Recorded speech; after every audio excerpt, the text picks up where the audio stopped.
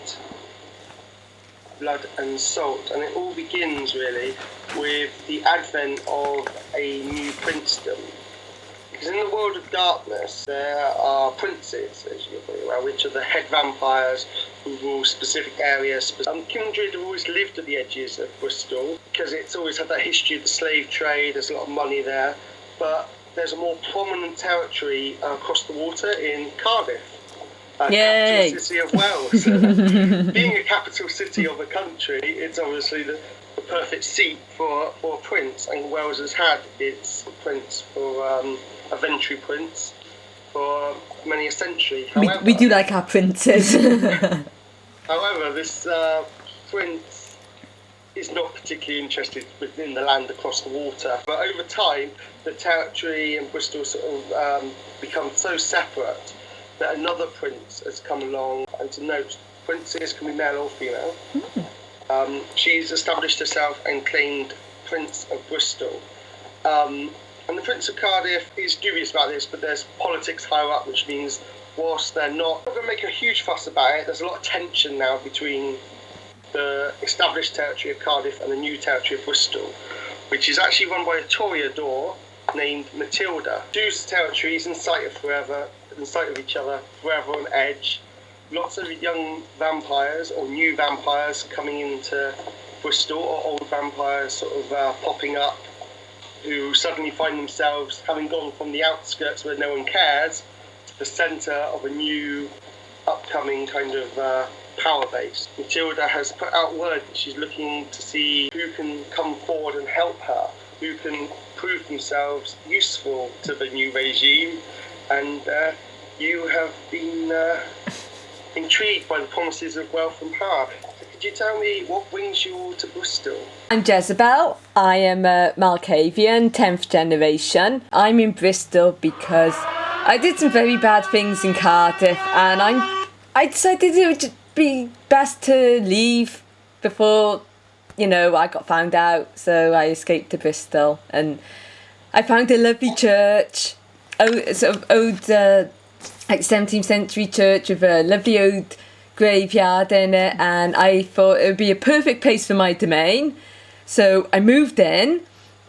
The priest, who I call him Judas Priest, he wasn't too happy about it, but I made him my ghoul, and now he lets me stay there. So it's good because if I fancy a snack, there's lots of parishioners for me to feed off on a Sunday. I can help myself to the collection plate when I need some money, and the priest gets my blood in Holy Communion. So it's win-win situation. I'm Ariane. I'm from the Brouillard clan.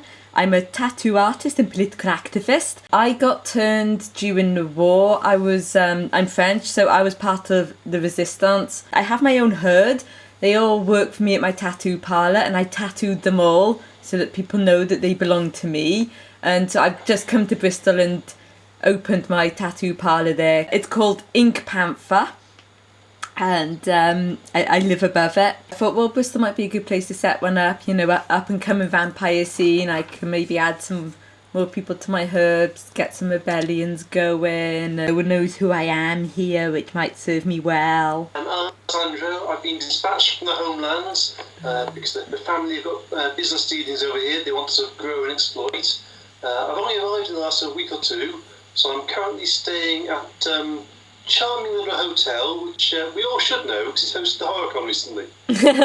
Our place doesn't get any sunlight, so that'd be good, because of course Matilda is heavily into property development and has been behind a lot of the development in Bristol. You've all either been contacted or have contacted Matilda, and she has asked you to arrange a meeting above a room at a pub called The Eclipse. You haven't been told much else other than this is your chance to get involved in the city's shenanigans. Yeah? You're going to be impressed by this. You're all the first to arrive, so we're going to start with you, basically pointed upstairs by a barman to the upstairs room. It's a grotty place that is probably the least sanitary place you've ever been, being a Giovanni, and there's just an old dirty wooden door, which is the room that you were told to go into. Go in first. So you've entered the dark sort of upstairs room. It's probably an old storeroom. It's pretty empty. There's an old bar there that looks like it hasn't been used in years. Dirty shelves, but it's otherwise empty. There's maybe like one store in the corner, and you're pretty sure you might have seen some scurry under a floorboard. It is the pits. So just what I come to expect from Britain. I'll check I'm in the right place. This does not seem like the domain of a prince. Go outside, I should make sure that the name of the place is actually the Eclipse. Okay, well, as you're heading down, then you run into who came. You got the second highest number. Right, you're coming up the stairs, Okay. and you have just encountered Kev on his way down. Are you here for the meeting by any chance? I think we're both in the right place, or we're both in the wrong place, because this doesn't look like it. Is this a trap? Have we been lured here to be like slaughtered or something? Because this looks like the kind of place where they slaughter people and store the bodies. Let's just be wary. At this point, you hear a shout over from the barman who sees you loitering on the stairs, and he just shouts over, "Yeah, upstairs, first door, that's the one." Cheers, Governor. Are you both going to head up? Yes. Yep. Yeah. So, okay, so you into the grotty room. I'm just going to ask Kev, what are you going to do with yourself in this grotty room? Not touch anything. Touch anything. And what about, I'm going to try and remember you, Alexandra? Ariane. Alexander and Ariane. What Yeah. about you, Ariane? Is there a bar here? Old kind of bar, you know, it's like a disused bar area as well, perhaps. I No will. pumps to work or anything. I would have a vodka and Red Bull. There's no one behind the bar. I'll just help myself. There's no drink. No drinks. It's disused. You've been downstairs. Oh, but I just got up here. I'll go. I'm going down for a drink. So you're looking round for any sign of a bottle or glass. If you find a glass, it's just got some sort of large spider at the bottom of it. I might not drink here. I don't want to sit down. The seats look like the naked people might have sat on them. Just does not look clean here. But I think the seats are vinyl and I might stick to them otherwise. So I'm just going to put my jacket down in there, perched on the edge. Excellent. At this point, we are now introduced to... Jezebel. You may enter the scene. I've just come straight up the stairs. Just ignored these two, and I've just lounged on one of the vinyl seats. Fucking gargoyles! They just wouldn't stop talking to me. I have to go, and they're like, no, you need to know this kind of thing and this kind of thing. And I'm like, shut up! Just let me go. I gotta go to a meeting, but they just don't stop talking. Hello. Do you have a reaction to this? What are you doing here? I was told to be here. Why are you here? I was told to be here. Are you okay? Because your dress is filthy and torn and. Did you get hit by a car or something? This is my finest ball gown. It's beautiful. I think it needs a wash. Alexander, how are you going to react to this scene? Well, I stagger at the finest ball game moment. Yeah. I really like this really elaborate ball gown, but it's really tattered and dirty, and I've got bits of mesh tied in my hair. I'll be nodding knowingly. Oh, and you must call me Countess. Are you a countess? All vampires are countesses. Dracula was a count. Elizabeth Bathory was a countess, so therefore to be a vampire you must be a count or a countess, so I am a countess. You must address me so. Well, I'm not a countess. I'm in a ball gown, I am a countess. Maybe not officially, but I am a countess because I am a vampire, and vampires are count and countesses, so therefore I am a vampire, I am a countess. And then what are you doing in this place? I was summoned. Mm-hmm. Alexander seems to be quietly looking more and more terrified by the situations. At this stage, there's a loud thump from another room somewhere, and some dust just falls down from the ceiling all over your shoulder of what I assume is your nice suit. Demons! Giant spiders. Are there giant spiders here? Did the vampire just get shot and it's just disintegrated in the room above us? Is this their ashes? At this stage, you hear footsteps outside the door, and a moment later, it opens, and in walks a young man. He looks early 20s, shaved head, black skin. He's quite tall, quite muscular, and he sort of looks over you lot and shakes his head. Oh, lunch has arrived. Are you our lunch, sir? And he looks at you and says, "Do I look like your lunch? Do you think I'm going to just walk into I could eat this you. dingy hellhole?" Yeah, you could, but you might have to question the prince at that point. You're here for the meeting, I understand. That's what the gargoyle said. The gargoyle. The gargoyles told me to come. He looks at you just for a moment. We're not with her. Down, and then he just puts his hand to his head and just goes, I'm a countess. "Begins." Okay. He runs his hand over his head, looks over at Kev, looks you up and down, and asks, who died? You, if you're not careful.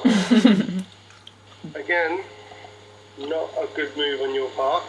Okay, so you're here because Matilda thinks you could be of use to her, or you've contacted her.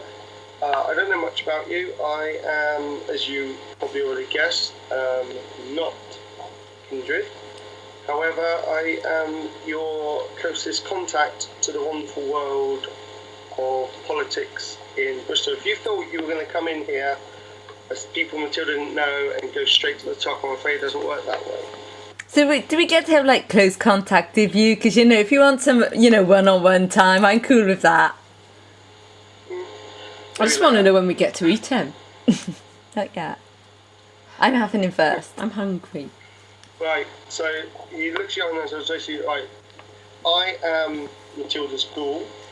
My name's Tyrone, like I said, and I am the one you are going to be dealing with for the time being. If you can prove to Matilda that you can handle some simple tasks that we have for you, then maybe you'll get to meet her in person. But for now, we need you to help. Are there any initial questions from any of you? What's in it for us? One thing, you don't just get to sit around being a nobody in the city of Bristol. I'm not a nobody, I'm a countess. I'm a tattoo artist. You're a nobody, you're not a countess. You were you! I am a countess. The gargoyle Why would I just name myself countess? Who would do that? Crazy people give themselves titles. You are crazy people. I'm not crazy people. You're a crazy countess in a old church or something like that, I don't know, who basically is, I don't know what you're Machiavellian. I wash my hands to you guys, but yeah, you're you. How dare you? How dare you speak to a countess like that?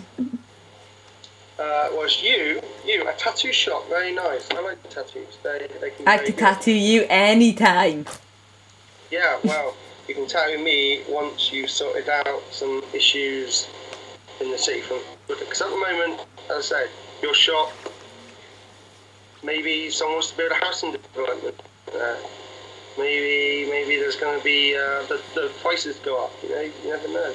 However, if you're friends with Matilda, if you're useful, if you're involved, Ricky, this could be beneficial. You guys to come in and get involved, and you, man from Del Monte, you've been very quiet. You haven't said very much. I understand. Are you the Giovanni? That's right. Yeah. So yeah, you've got power. You've got connections. You're here to look after your business interests, which I understand do connect with Matilda's business interests. So I understand. Yeah, that's great, but she still doesn't know you. And this is the thing. Matilda's not one to just let anyone in. If you want to deal with Matilda, you have to prove yourself to her. And what's in it for you is that next step on the ladder. At the moment, you're dealing with a ghoul because, you're kindred. Get it? You're kindred. I'm a ghoul. But for her, I'm valuable. Because she knows me. She knows I can get stuff done. She doesn't know you.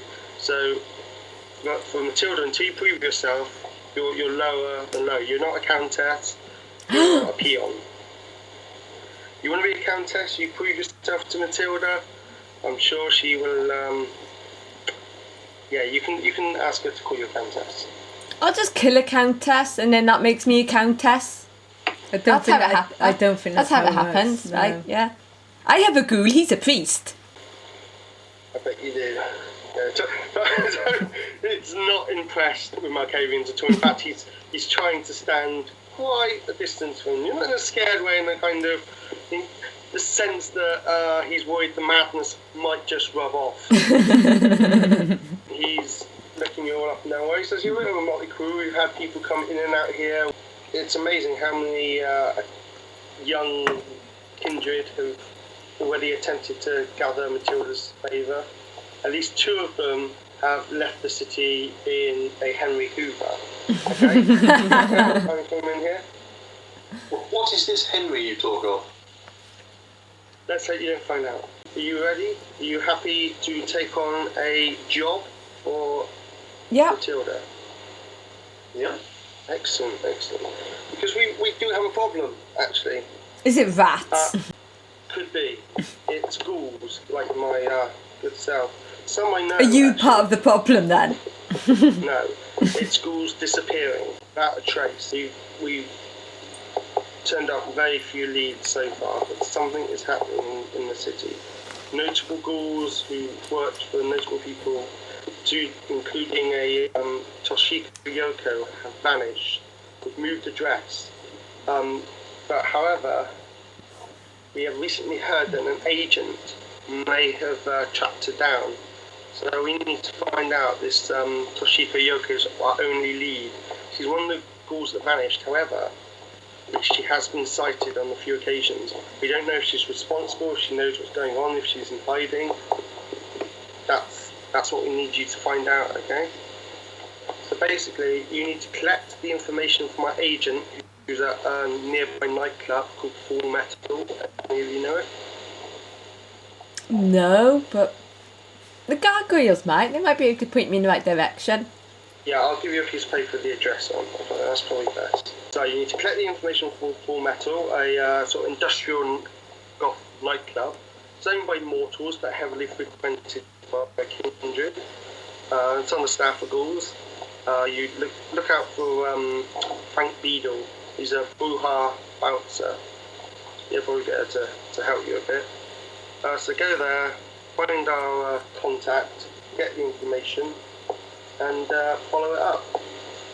Does that sound, easy enough for you to do?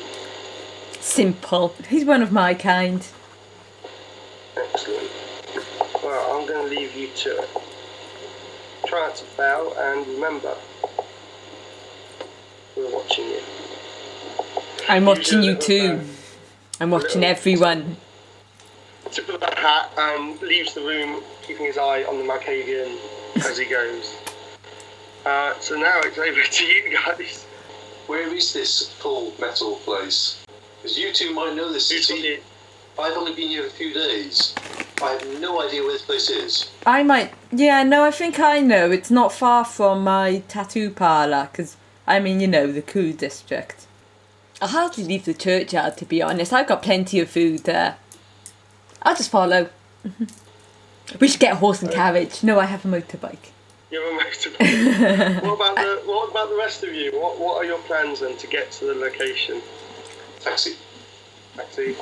I'll find a horse and carriage. Mm-hmm. Good luck with that. You two, are you going to attempt to perhaps suggest something to the old Malkavian friend, or... You can ride on a bike, it's like a metal horse.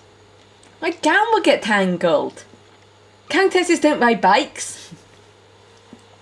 You can take the bus. Countesses don't ride buses. There's people on the buses. You're not going to find the horse They and smell. carriage. People smell. Horses smell. Not like people. I'll follow. I'll get my I horse. should know that this Alexander, is it? Alexandra has offered... Off to space the taxi. I could share a taxi. It's like a carriage. It's a horse's carriage. basically an old sort of converted warehouse, large graffitied images on the outside, large sort of metal doors actually slide that let you in and out. There are a couple of bouncers on the door, and the sound of kind of what sounds like Rob Zombie's Living Dead Girl coming from within. So it's the kind of, and there's a lot of people smoking around outside, in various gothic attire.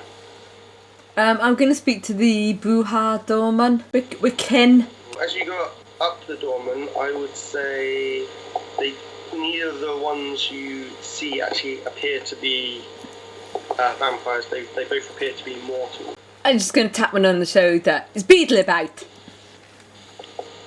What are you doing? Looking for Frank Beadle. Where is he, good sir?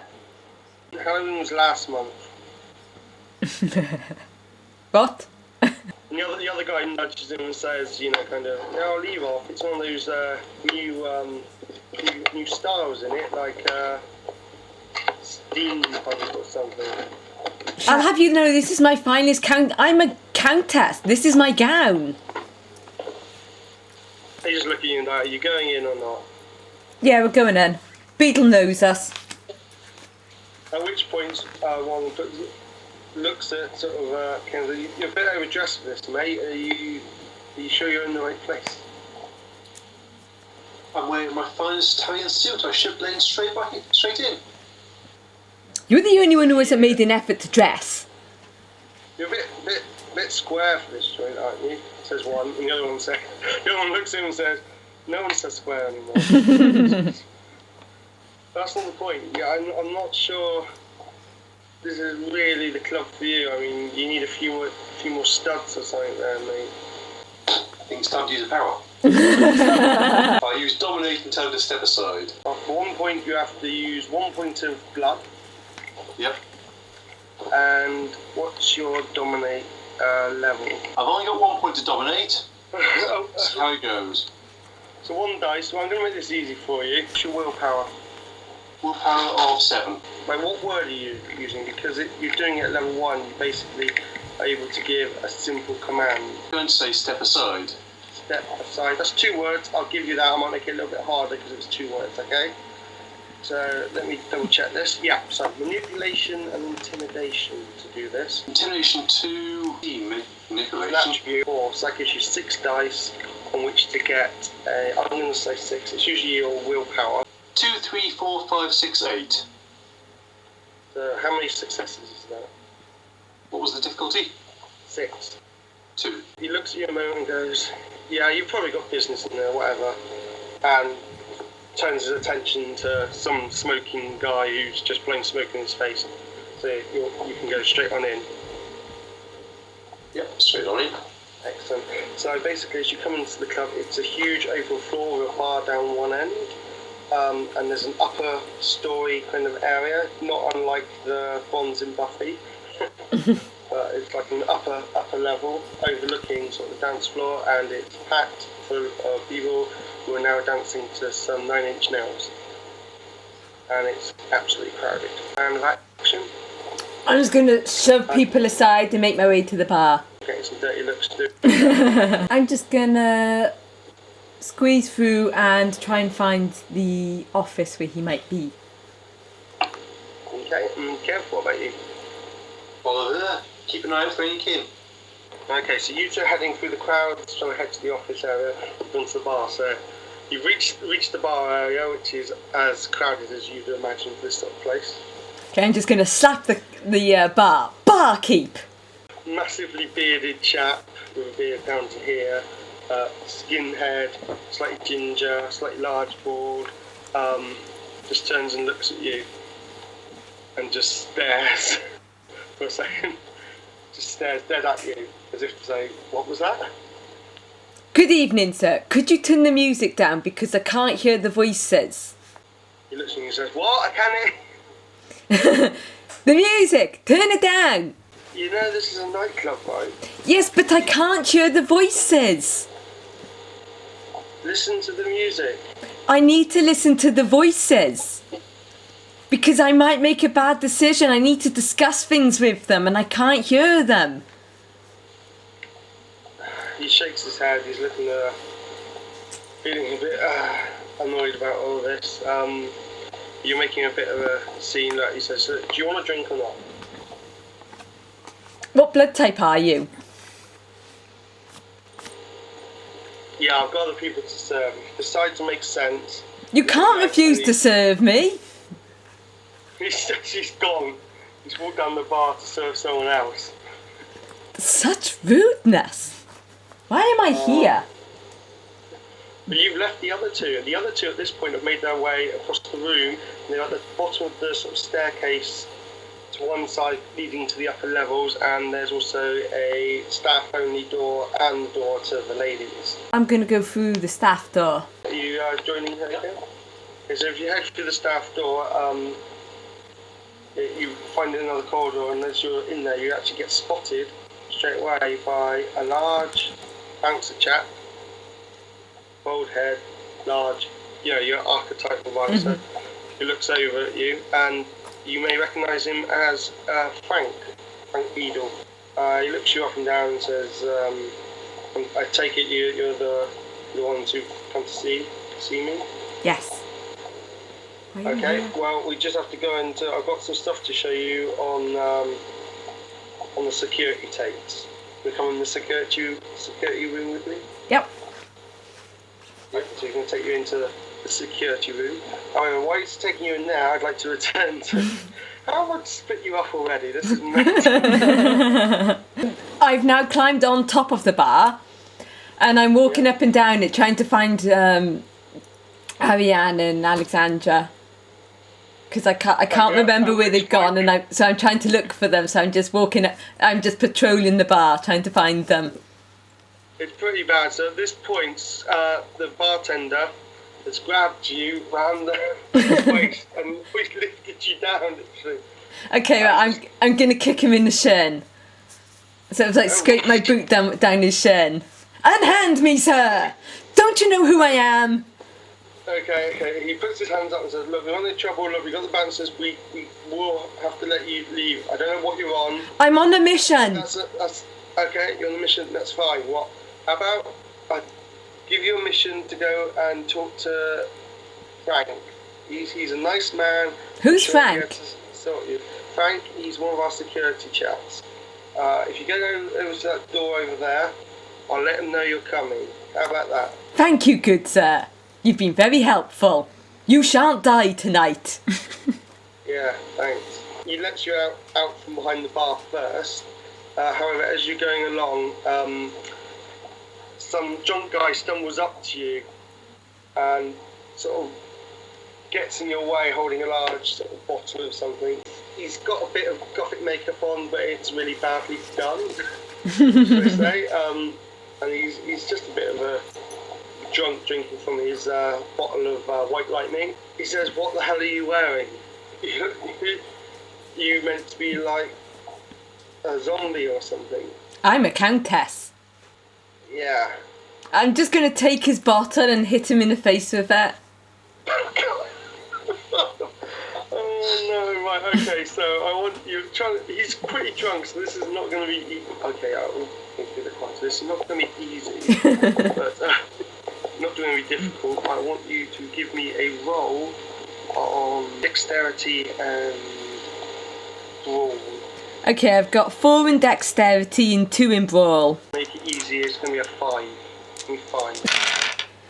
A 0, a 1, a 3, a 7 and 2 6s. So okay, right, first off, the 0 is a 10. Okay. Okay, so that's for every 1 you've got, take away your highest roll. So take away the 1 and the 2. Out the 10. So, okay, so then I've got 2 6s, a 7 and a 3. Okay, yeah. Basically, you rip the bottle from his hand, smash it round his face. He staggers over into someone else who spills their drink on him. The other guy takes a swing at this guy and punches him. The barkeeper notices this, not you hitting with the bottle, and suddenly you hear bouncers running up the stairs, and they basically pile on this fight between the other two, and you're stood there completely innocent. Okay, so I'm just going to like sort of breeze past them now, sort of my dress swishing. It's sort of looking all dramatic as I walk into the office. As you walk here towards it, Frank pops out and sees you and looks you up and down and goes, Arcadian? Yes. How did you guess? I don't know, but I was just told on the phone by the bar. Like, he stops, he looks around, sees the chaos behind you, and that wasn't me. Says, come on, The others are waiting for you. We've lost Kev.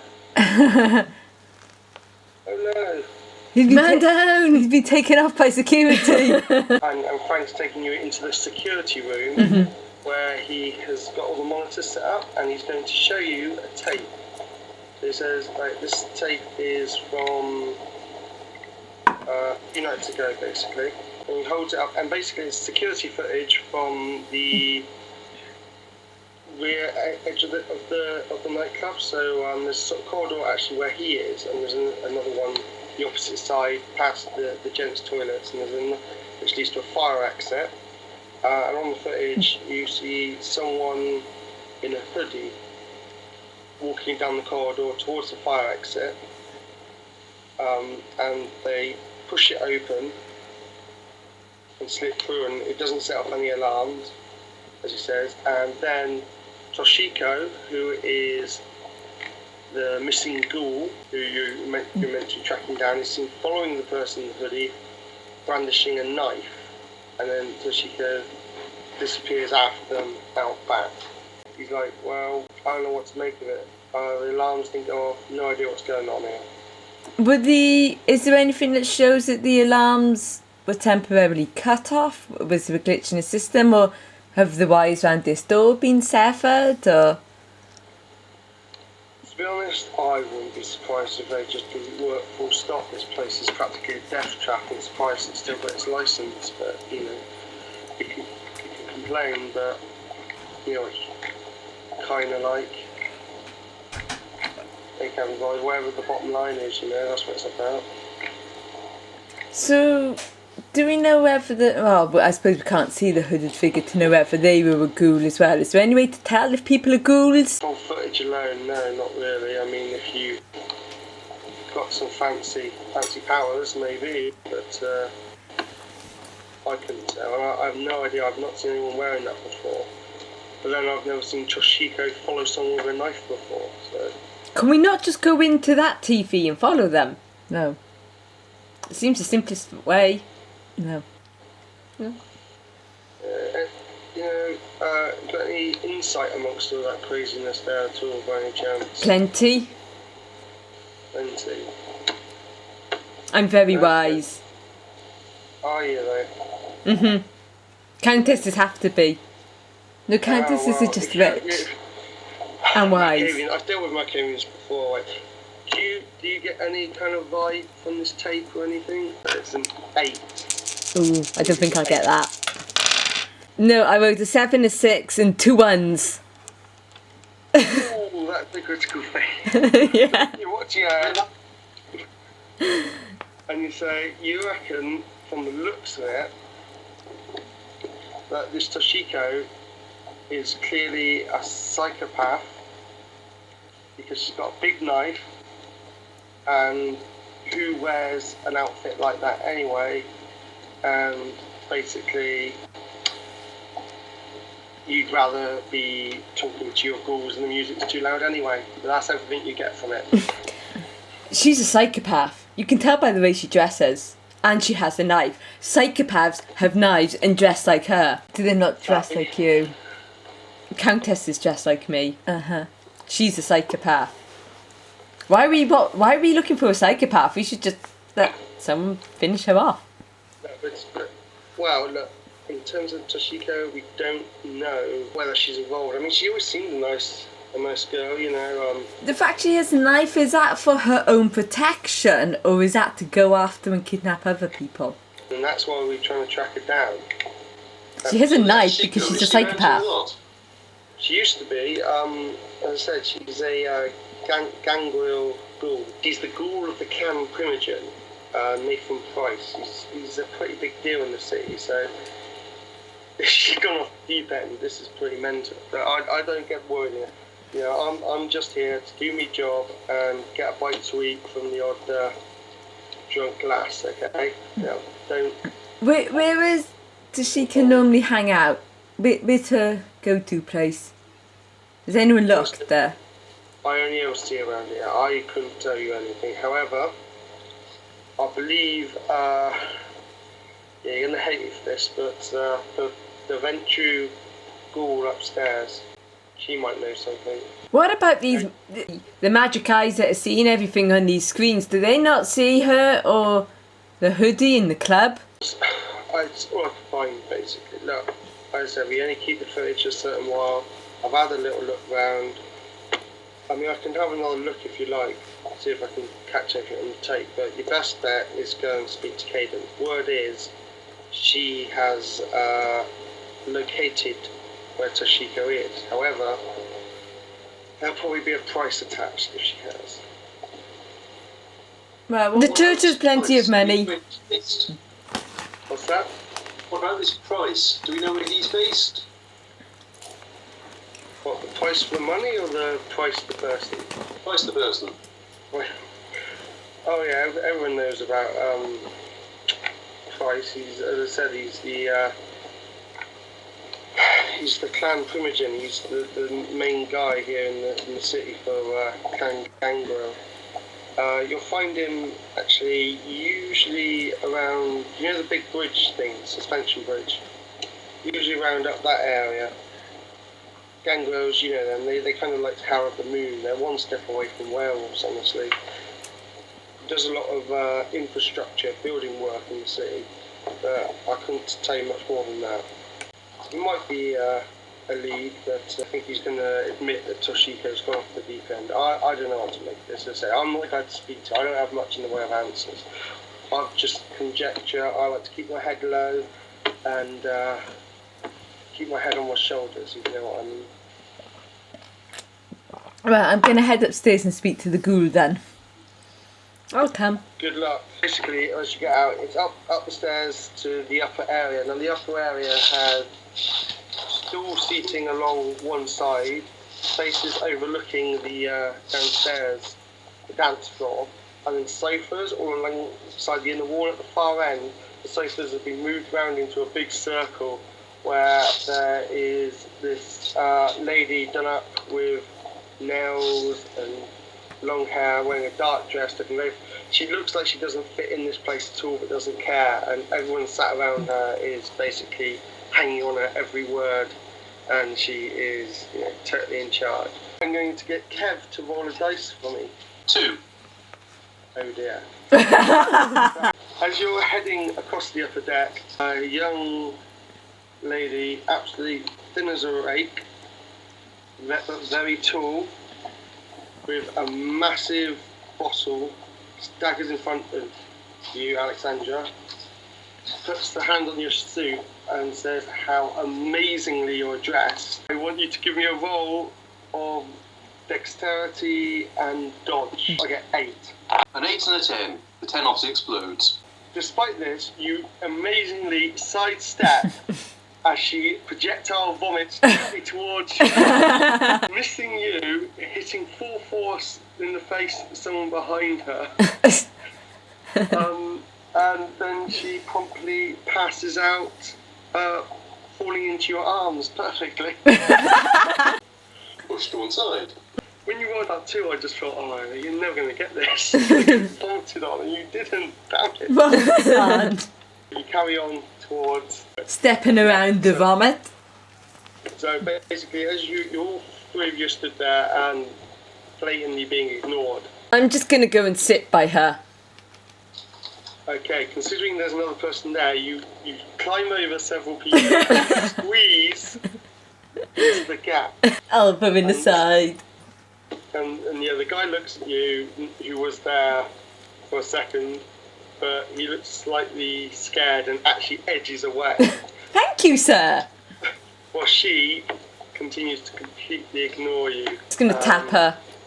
I'm going to go and sort of sit in the audience and watch. I'm going to let Markavian handle this. Looking at her now as she's been tapped on the shoulder, and she sort of just looks around at you and says, "Could you please not do that?" You were ignoring me. It's rude to ignore me. It's rude to squeeze your ample posterior into a tiny gap. He moved. Attention. I didn't squeeze. He moved aside for me. Decide for you because he's got common sense. I don't know. Exactly. He knows how important I am, and so created space for me. She looks up at Alexander And so, you're the Giovanni. Why are you letting the Malkavian... What is this show? She just looks completely bewildered. Completely bewildered. It's like, what are you doing? I've been sat here all night expecting you. I know exactly who you all are. I have knowledge. I am one of the most well-connected people in the city. You want information, you come to me. Because I know secrets. Yeah?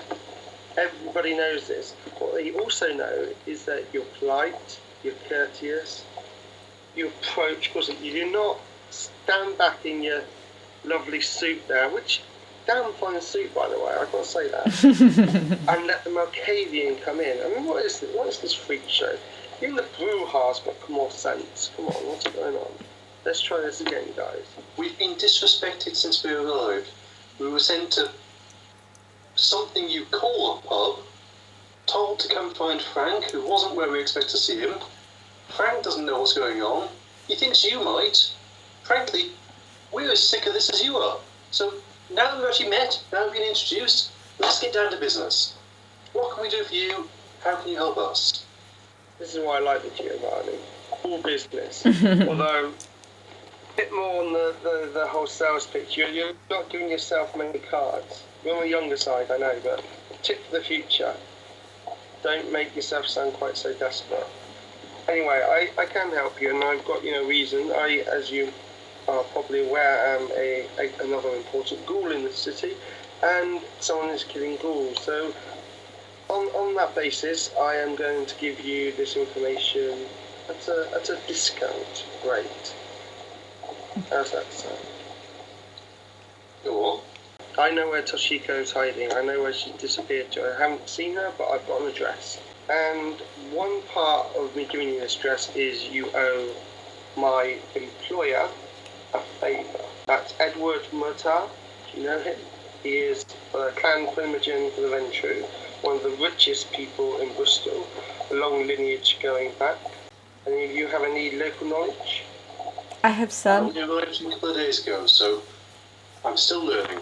I have some local knowledge. Because I'd like you to give me a roll on politics and intelligence. I have 2 6s, a 9 and a 10.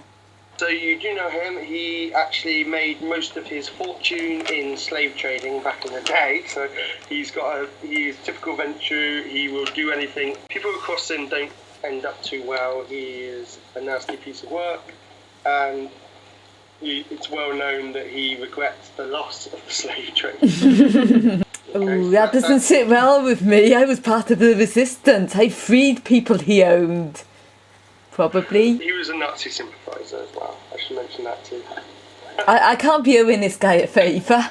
That's before anything else in terms of negotiation.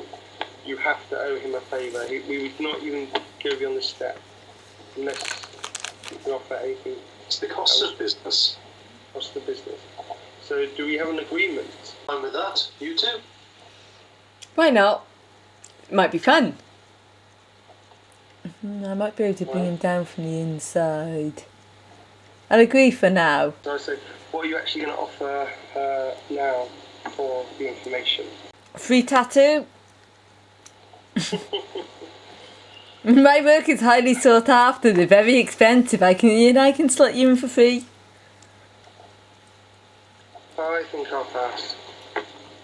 If you ever need smuggling out of the country, I can help with that. I have experience. We know. Giovanni, how about you? I could arrange some funds if that's what you're interested in. We would like you to make a few calls to the family back home. We know you are not the biggest name in the family, but you've reached the position you're at, so you have some influence. My employer wishes to be put into contact with the Giovanni family in order to push forward a business arrangement. That sounds mutually beneficial.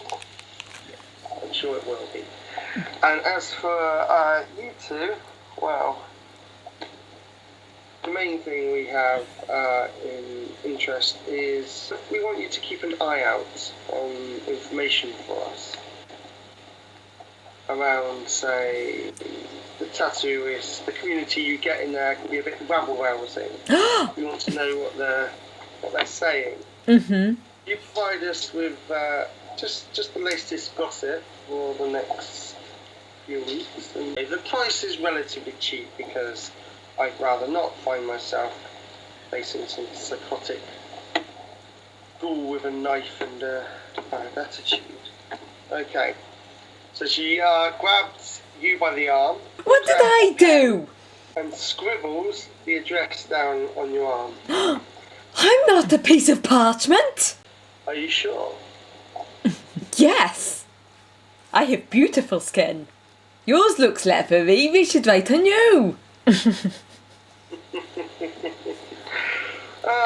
I think perhaps you should go now before I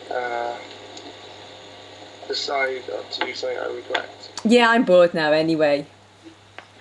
Okay, so you currently have the address written on Lynx's arm. I'm gonna photograph it on my phone in case you lick it off. Pushing midnight now. We got time to go to the address. You started early. You got to remember it's winter. So nights are long. We'll go to the address. You find the address. It's on a fairly out the way, not too great part of town, on the outskirts of Bristol. It's probably about a 20 minute drive. The taxi drops you off at the end of, it said the street. Most of the houses are pretty dilapidated, not very good. There's sort of cheap students probably living, some of them are probably out getting drunk, the time of night. So it's pretty dead as an area. And as you approach the house, there's a slight observation. Who has got the highest perception? I've got two. I've lost my sheet. 3. I want a perception check on perception and security. 6, 7 and 9. Excellent. Even as you come down the street towards the house, you instantly notice that the front door is clearly broken open. It's hanging loose. Even as you approach it, you realise it's been damaged quite badly fairly recently. So I'm going to shake myself out and ready myself to fight if need be. At this point I would ask, does anyone actually have anything on them? I've probably got a knife and a flick out baton maybe. Something I can keep. Yeah. A few small things that I can keep on my person. Yeah, sounds good. What about the Countess? I don't know if I'd have any. I don't know, unless I got a knife in my boot or. Would you likely have that though? I don't know. You could take one of those mesh things out of your hair and use it as a garrote. Maybe a hairpin or something. Oh, okay. It's quite a narrow door in the hallway. Who's going first? You're armed. Okay, I'll go in first. I'll go second just in case the attack comes from behind. You're just keeping an eye on those two, are you? Excellent. So you're heading. Basically, the corridor leads. So there's a staircase to the right, and ahead of you is basically a long, narrow room. You can't actually see very much because it's pitch black. I've probably got a lighter in here somewhere as well. Okay, right, I got a lighter. I'll light it up. Okay, excellent. Okay, you see a shape. As I say, it's quite dark. There is a shape in the room. You can't tell what it is though. I would also point out that a light is probably really dangerous for a vampire. You want to be careful with that. Yeah. That could actually cause damage. Do you want to stop it for a torch? Yeah, maybe I'll have a torch instead. Like a little pocket torch. The torch app on your smartphone up.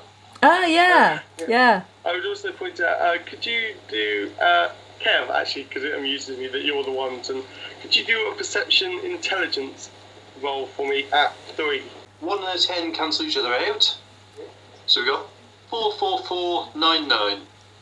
As the Countess is leaning to a look, and Ariane is faffing around with her phone or a torch, you just look to the side and see a light switch right there. Look. Excellent. That's helpful. Yeah. There's the staircase to your right, there's a door to your right, and then the room is basically a kitchen, all the way down to a door at the very end, leading to another internal room and a back door leading outside. There's like sinks and furniture on both sides of the kitchen. In the middle of the kitchen, suspended in the air, chained up, is a splayed up body of Toshiko Yoko.